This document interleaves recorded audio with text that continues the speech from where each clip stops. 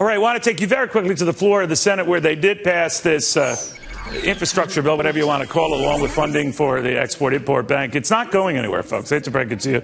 But it's loaded with enough things that Democrats are already telling the president, don't go for this. Even though they wooed a number of Democrats on this, the fact of the matter, the central part of this infrastructure bill does not include a gas tax, which a lot of Democrats say is long, long overdue. We haven't had one since the early 1990s.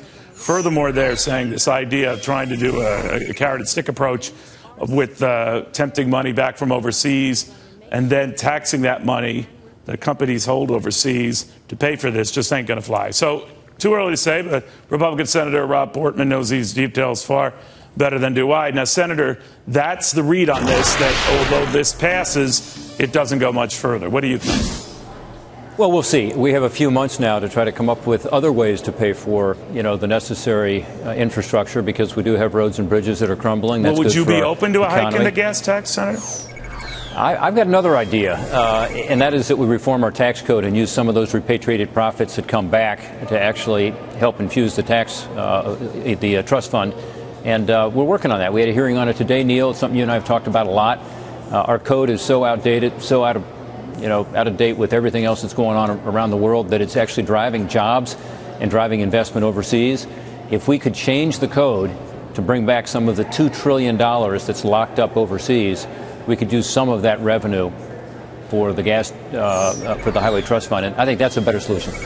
Senator, I'd be remiss if I didn't mention what Nancy Pelosi had said about this Iran deal, saying it's a diplomatic masterpiece. What did you make of that? Yeah, look, it's historic, I will say that, but not in a good way. I have deep concerns about it, and frankly, some of us who laid out our concerns early on did so with the understanding that the administration was going to make more progress with regard to simple things like monitoring, like enforcement, anytime, anywhere inspections, and it just is not what happened. So I don't think it's something that people should call a masterpiece. I think instead you should say it's historic because it does allow Iran to do something they haven't been able to do before. It also gives them a lot of money. So the roughly $120 billion, some say 100, some say $150 billion, that's a lot of money for the #1 state sponsor of terrorism to use against our interests and against the interests of our allies. But you don't have the votes to override a presidential veto at this point, do you? We probably don't, although it's possible. As I talk to Democrats about this, they too have concerns, many of them. And not we'll see. Them, I think right? I'm told not enough. Probably you'd need 13 to override a presidential veto. Yeah. All right, Senator. Always good seeing you. Thank you. Neil, thanks for having me on. Take care.